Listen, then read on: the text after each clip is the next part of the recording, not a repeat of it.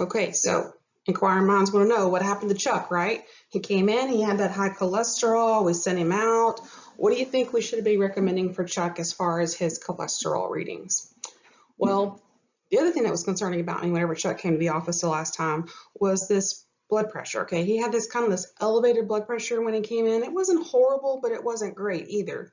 So typically what I tell patients to do is I'm like, look, I want you to go home and I want you to take your blood pressure in the same arm at the same time of day, every day, and I want you to do that for the next 7 days, and I want you to bring me some readings back.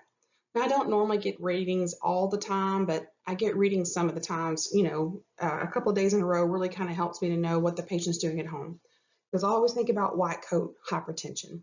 I always think about the fact that they're really nervous about being there. Everyone gets it in their head that as soon as they walk in, they're getting a shot.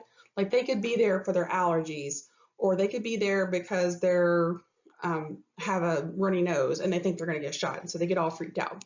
So having Chuck go home, monitor his blood pressure for a couple of days, and then this is the readings we get. Am I concerned?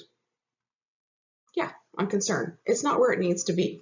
So let's talk about a few things that Chuck can do in the meantime before we go straight to medications. So again, some of the same things that we were recommending for him to control his high cholesterol, we're now recommending for him to control his high blood pressure. None of this is all no-brainer stuff. If you've never heard this before, I don't know what you've been watching, okay? It's on TV. So again, a lot of these things, if he does these, we can help to reduce his chances of needing some high blood pressure medications. Okay, so we send him back out again, and we say, go get us some more, and he goes and he runs and he loses some weight. But unfortunately for Chuck, it really doesn't make a difference. Like we don't see a huge decline in his blood pressure levels. In fact, they're all kind of staying really about the same. Now remember, because blood pressure is this really silent thing, nobody feels bad with it until you really feel bad.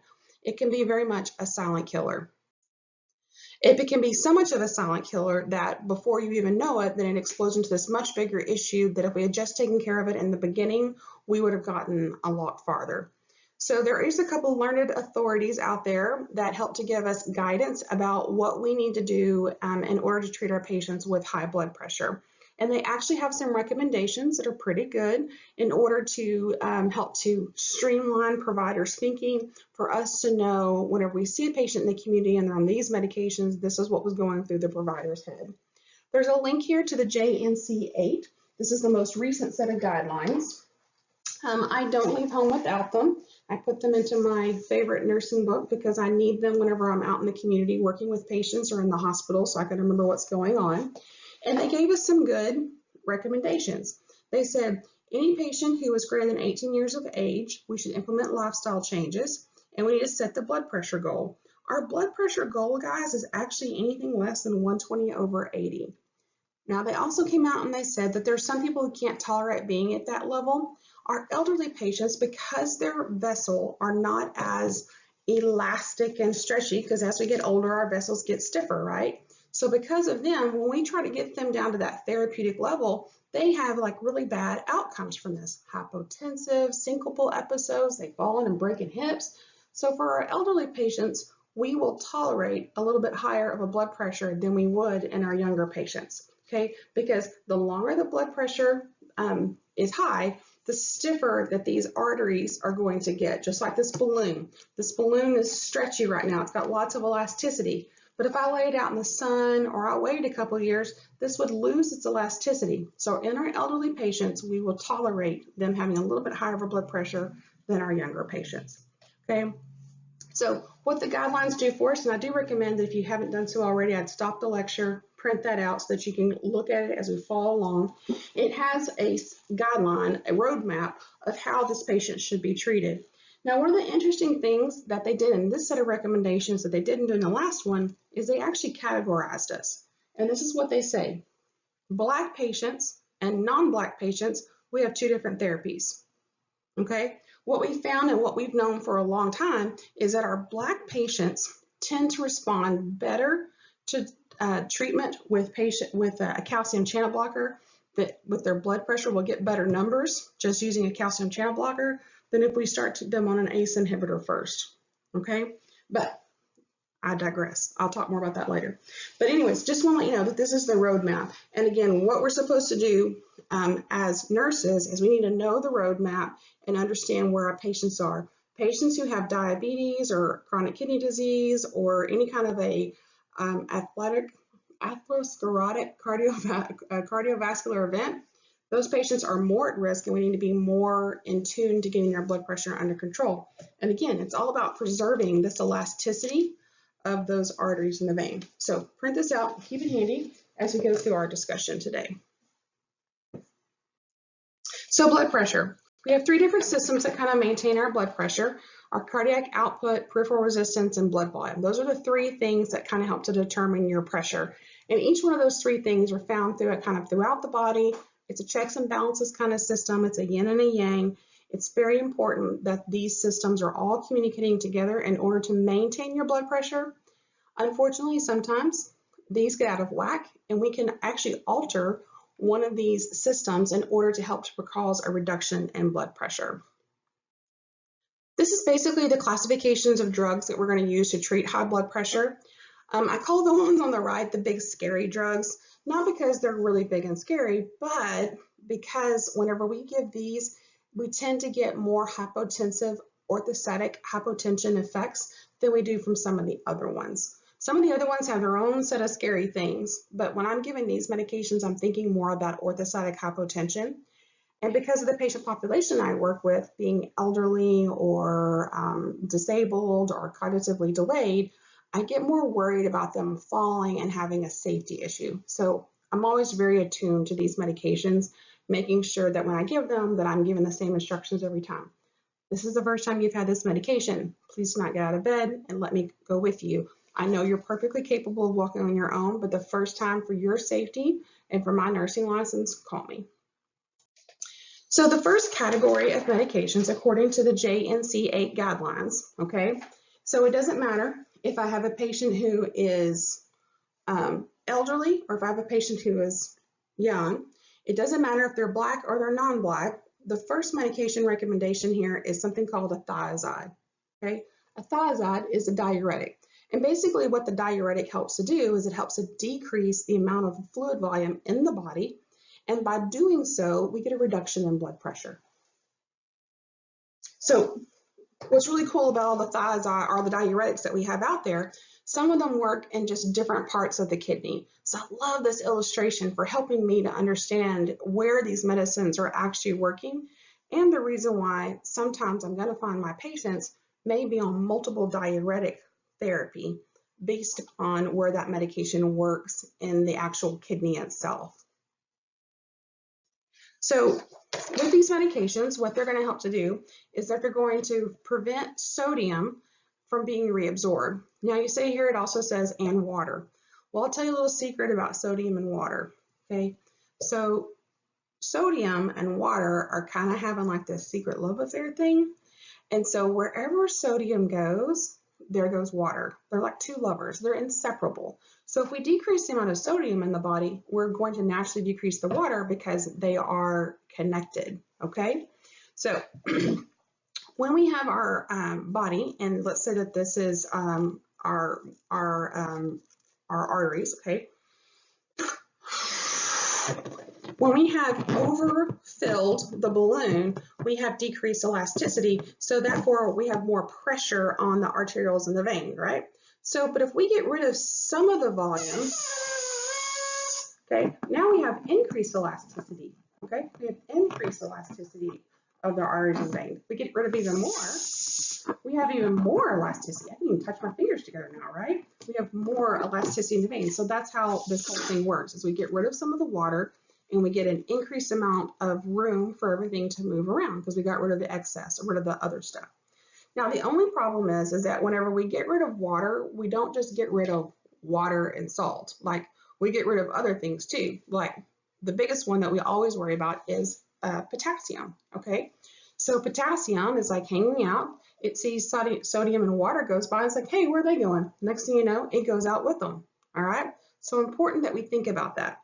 All right, so I went to my kitchen and I got my favorite measuring cup, and this measuring cup is 1 liter.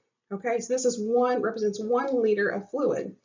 By just helping to decrease the body's sodium absorption by 1%, we get not only a liter, but we get a liter and 3/4 of fluid out of the patient. That's a lot of water, people. Okay, so you think about it. So this is a liter, and if we give it by 1%, just one measly percent, we get a whole liter plus a liter and 3/4. Okay, that's a lot of water going out of the body. When we start shifting water around in the body, we can get a lot of issues with the way that our electrolytes are balanced. So having a concept of electrolyte balance is going to be really important, especially whenever we talk about our patients who are going to be taking these medications, because we could mess up their electrolytes and ultimately cause them harm. One of the things I also want you to remember is that 1 liter, which is 1,000 mLs, if we were to go and put this on a scale, it would weigh 2.2 pounds, okay, which is equal to 1 kilogram. So I always talk to my patients when they're taking diuretics, one of the most important things they can do is weigh themselves daily, okay? If I see more than a 1 liter weight gain in a 24-hour period, okay, what happens if I get this liter of fluid in me? And then all of a sudden, let's say I've had a 5-pound weight gain, okay? That's 2 of these people, that's a lot of fluid. So if we have more than a 2.2 pound weight gain in a 24-hour period, they need to be calling their provider for instructions, watching their fluid intake, making sure that we're staying in balance. These are our different categories of diuretics. We see these frequently in practice. You're going to see quite a bit of these in combination with a lot of your blood pressure medicines. It's not very frequent that we see someone who's only on a thiazide diuretic for blood pressure control. We typically see that they're on some sort of a combination therapy. So how does our thiazide works? Again, thinking about that specific place in the kidney where this medicine is going to work. This one would be considered kind of a mild diuretic. Now, no metallazone is probably not technically a thiazide, but it kind of acts like one, so we're just going to scoop it in here. This is the prototype medication for this one. The one thing I want you to know about this one is that there is a cross sensitivity with sulfa drugs. So if you put these medications down side by side and did a chemical comparison, they're pretty similar in structure, but it's not necessarily a sulfa drug, but it can have a cross sensitivity to sulfa. With our patients who've got this renal insufficiency and their glomerular filtration rates are really, really low, meaning that they can't filter out a lot of crap out of their kidneys, with those patients, we have to be very, very careful and make sure that they don't take a hydrochlorothiazide because of where it works in the kidneys. So here's some of the side effects, and I will tell you the great thing about diuretics is like these side effects are the same whether you're taking a thiazide, whether you're taking a loop diuretic, they're same-o. We can take off too much fluid if we're not careful. Say the patient had not been drinking a lot of fluid, maybe they've been sick or had diarrhea, and they continue to take their diuretic, we can really diurese off too much. Hypotension, orthostatic hypotension. This is a sensation of when a patient stands up and then all of a sudden their blood pressure drops really, really fast because they don't have adequate fluid volume. They get dizzy and then they pass out. Okay, that's orthostatic hypotension. We can avoid that by just telling the patient to change position slowly. So if our patient's been laying down, then we're going to say, okay, we've given you a diuretic. It's very important that you don't just jump and go. Instead, we're going to turn and we're going to sit on the side of the bed, and we sit there for a count of 10. If they feel dizzy, we lay them back down. Once they no longer have dizziness or they're feeling okay, then we stand, and we don't let them take off and go. Instead, we have them stand for 10 seconds and then go. The reason why for that delay is if that patient's going to pass out, the safest place for them to pass out is back in their bed. So literally you can kind of push them back into their bed, that soft, fluffy pillow, versus if they take off and go, then they're going to fall flat on their face or, land somewhere crazy. We can take off too much potassium. Again, I'm telling you, when water and sodium are heading out, and all of a sudden potassium's like, hey, where are you guys going? And it goes with them. All right, so we can get hypokalemic. For whatever reason, with our thiazide patients, we can also need to watch their blood glucose because we can cause an increase in sugar. I don't know why. It affects their magnesium and their triglyceride. Again, the magnesium sees potassium go. It's like, hey, where are you going? And it follows it. Because of the concentration of getting rid of all the extra water, the little uric acid crystals may begin to crystallize because they don't have as much water. and it can lead to a flare-up of a condition called gout, which we'll learn about shortly. So there's a couple of medications that tend to not do well with thiazide diuretics. So digoxin. So digoxin is a medication that we'll talk about when we talk about arrhythmias or dysrhythmias. But digoxin is very, very sensitive. Like, it needs to have its potassium level in just the right way, because if it's too much or too little, it just doesn't do well in the body. So the big huge drug interaction with digoxin is that digoxin needs to have potassium levels that are just right. It's very finicky about its potassium level. When we give NSAIDs and thiazides together, the NSAIDs can actually block the thiazide from doing its job in the renal system. Remember, we talked about the NSAIDs and how the NSAIDs work kind of near the kidney, and we need to watch them. Well, they kind of block thiazide from being able to work down there. With antihypertensive, I told you that we'll typically see thiazides combined with something else. It just works better together, okay? But that can really potentiate the effect. And if you have someone who's very sensitive to the way blood pressure medicines work, this could be a potential problem. Of course, if we're giving a thiazide diuretic and also a loop diuretic, we're going to get that potential increase of an effect. And we want to be sure that the patient is aware of this and is helping us to monitor themselves. So nursing pearl here, we want to give our diuretics first thing in the morning. We don't want our patients up all night long peeing themselves to death, okay? That's miserable. So I typically tell my patients that we're not going to take any diuretics after 2 p.m. unless it's acute, and we need to do it more frequently in order to help them to get the extra fluid off for their health. The other thing we need to be monitoring is their potassium levels, and I'll go over what normal is. Normal is between 3 and 5, and the way I remember that is potassium is like a preschooler. It just follows people all around, and it really doesn't have like a place in life. It just, oh, there goes water and sodium. Let's go with it. And it just goes off, right? So there's no, it doesn't have a good sense of purpose. And I think of that as being my preschoolers between the ages of 3 and 5. They're just, oh, there goes a group of people. And it goes off with them. Of course, beware of orthostatic hypotension. Monitor their eyes and nose. The cheapest thing we can ever buy for our patients at the dollar store is a $1 container like this, so that we know how much they're drinking every day and how much they're putting out. We have nurses' hats. Oh, sorry, it's not a nurse's hat. It's not a nurse's hat. Do not put the nurse's hat in the toilet. It's a hat that goes in the toilet. We stick it under the rim of the toilet seat, and then it has these same markings on it in order for us to see how much the patient is voiding. We can do the same thing at home. We just have to teach the patient or teach the caregiver to measure and then to mark it. I found the easiest thing to do in the home is one, make sure that the patient has a hat to put in their toilet, number one. Number two, I take a piece of tape and a piece of paper and I tape it to the wall in the bathroom, and I put a pen hanging down from that piece of paper so that the patient will write it down. The other thing we can hear about fluid volume is that we can actually assess to see if they have any crackles in their lungs. So I feel like the best place to listen for crackles in the lungs is posteriorly. I'll have the patient lean forward and I'll listen in 3 places on the right and 2 places on the left, and I'm listening for this sound. If you take a piece of hair and go right by your ear and rub it back and forth, that's what a crackle sounds like. Okay, so if I hear that in a patient's lung, I'm thinking about extra fluid. When we see peripheral edema, that's kind of a late sign in the game, okay? That means that the fluid is outside of the lungs and now it's getting dependent in the legs, or the feet, or the ankles. I always look for that by having the patient sit down, roll up their pants leg, and then literally I take my thumb and I press it against their shin, and I look to see if I press and hold 1, 2, and release, and then I run my finger back across it. Do I feel any indentions on that? And then daily weight. Remember, one liter is equal to 1 kilogram, which is equal to 2.2 pounds. Very, very important that they're keeping a daily weight, especially if they're on a diuretic therapy.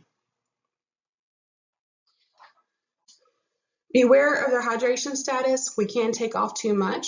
We need to be listening to the patients, talking to them. They do need to be drinking water, what's really helpful for the body is if we drink the same consistent amount of fluid every single day. If we're always varying and we don't, like some days we don't drink any, and then some days we drink like the 30 gallons that we want to drink, then the body's like, oh my gosh, I have too much to work with here. I just need consistency. I need consistency. So when we talk about patients with their fluid levels, it's almost better to put them on a consistent fluid regimen.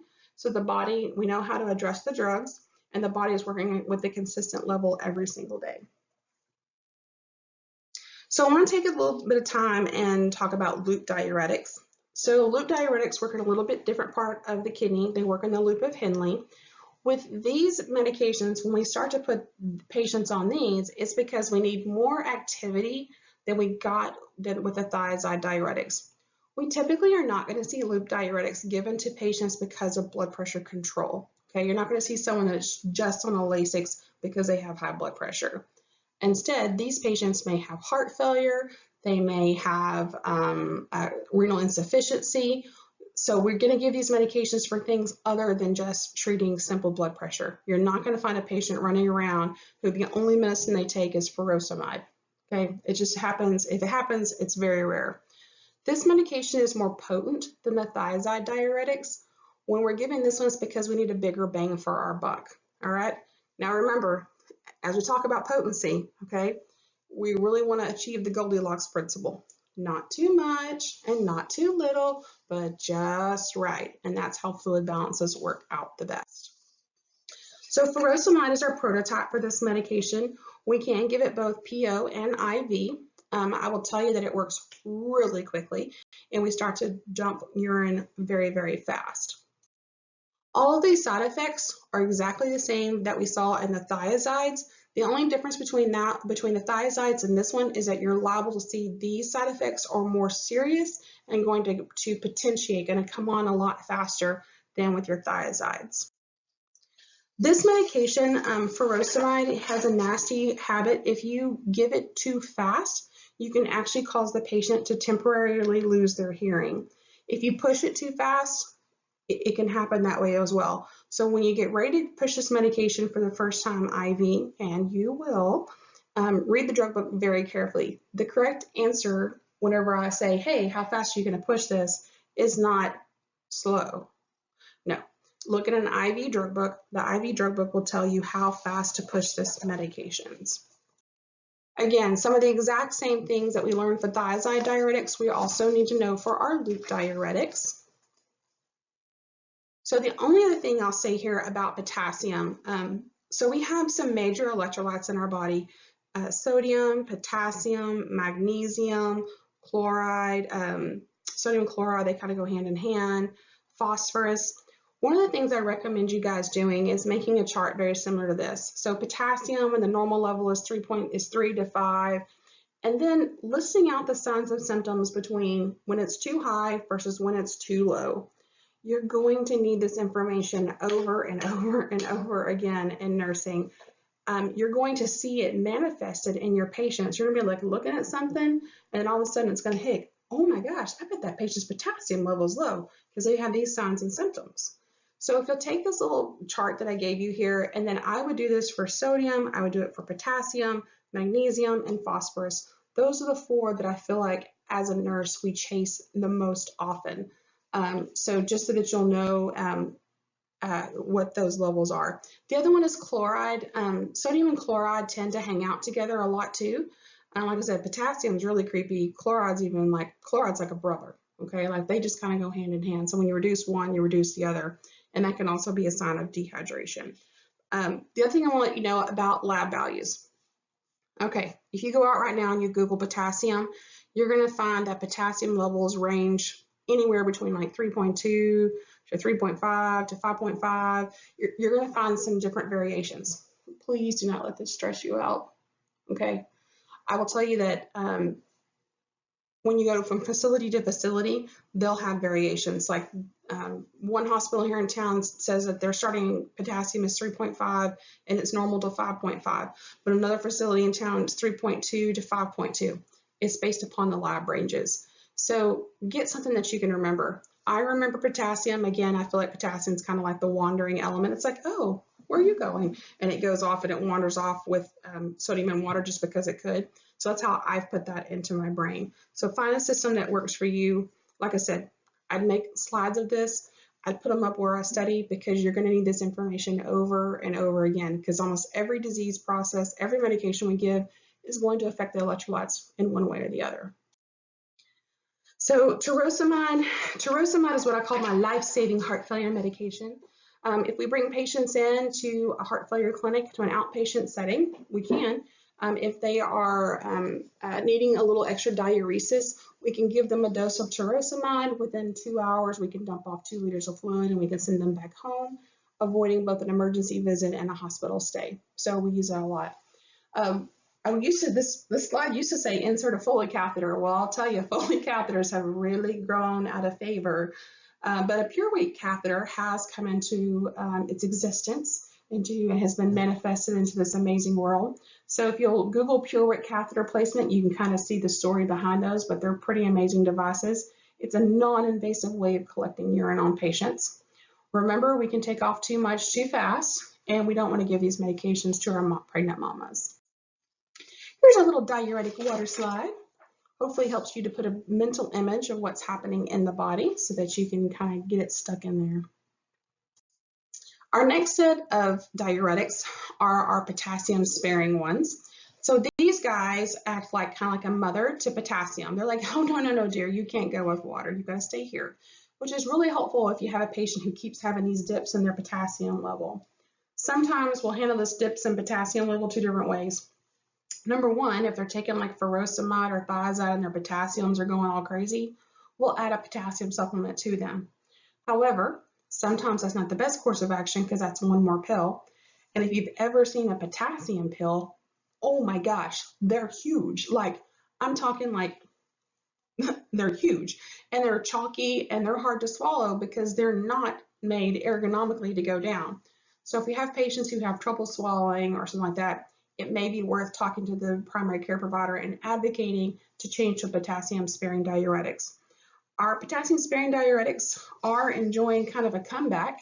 We kind of thought for a while that we really didn't have a place for them. I mean, they were kind of out of favor, but now we're knowing that our patients with heart failure actually do better on a potassium sparing diuretic than on a LASIK one. Here's your little fun slide here all about our spirolactone, which will be our prototype drug for this category. With this, like I said, our heart failure patients do seem to do better on a daily spirolactone therapy, and reserving that furosemide or furosemide for whenever the heart failure gets to be really, really severe. Okay, you may also see patients taking this medication for something called PCOS, which is polycystic ovary disease, acne, and premenstrual syndrome.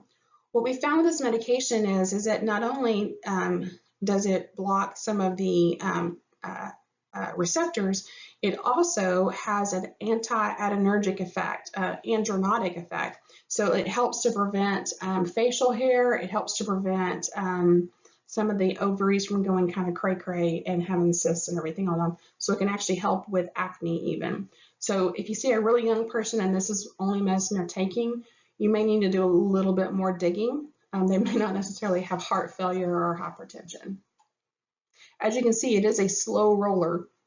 48 hours or longer to see the therapeutic effects. So if we had a patient who came in who's in an acute situation of heart failure, this would not be the medicine that we would go to. Side effects, as you can possibly see, hyperkalemia and the endocrine effects. We kind of use those endocrine effects to our advantage, especially for our female patients. Now, if we were giving this to a male patient, and all of a sudden he talks about losing his hair and losing his beard and losing some of his manliness, we may want to take him off of that. So benign malignant tumors, this is in the literature just a little bit. It basically talks about that with these patients, we see in mice, when we give it in too high of a doses, that there can be some tumor formation. The other medication that is enjoying a comeback is trimethoprim. Again, we will see this one given as a solo agent for patients who are experiencing hypertension. Don't see it as frequently, but the other day I saw like 4 or 5 patients on it. So again, it's enjoying the comeback. Osmotic diuretics, I will tell you that when you see these, it's a big gun, and this patient is usually in a lot of serious trouble. We see it frequently, or we'll see it more frequently used in our eye when we're trying to treat acute angle glaucoma. But for the most part, when I use it in my practice, I typically see it whenever patients have had a head injury because we're needing to decrease cerebral edema really, really quickly. So our drug top here would be mannitol. Again, emergency situations. This isn't something that you can give in an outpatient setting. When we get this medication from pharmacy, it comes to us in a bottle and it's warmed. When the bottle, it's a clear bottle and it's about probably about this big, about 4 inches high. It's a clear bottle and it's warmed. If it comes to you and inside of it, it's crystallized. So what happens is when this medication cools down to room temperature, all of the crystals inside it makes the most beautiful crystal structures inside that bottle you have ever seen. Well, you can't administer it when there's crystals present. So you have to warm it back up and keep the crystals soluble. Typically, whenever we're giving this medication, we're giving a lot of it, and we're giving it in an IV push situation. So the last time I remember doing this, we needed to give 4 bottles, and they were 50 mLs a piece, and we wanted them all pushed. So literally, there was like one nurse over there pulling the medication up and handing a syringe, pulling the medication up and handing a syringe, and there was 3 of us. So there was 1 puller and 3 administrators, and we were all just kind of rotating in a big circle. Again, quickly reduces the cerebrospinal fluid and intraocular fluid within just 15 minutes. So it works really fast and it lasts for about 4 to 8 hours. The problem is that with this patient, we're going to have this really, really rapid fluid shift. And so because of that, that patient may not do very well. All these patients go to ICU, they get a Foley catheter, they get invasive monitoring because we want to make sure that they're okay. Okay, so we've gotten to this point. We've talked about our diuretic medications and how we can use those to help to control Chuck's blood pressure. So let's catch up with Chuck on the next slide.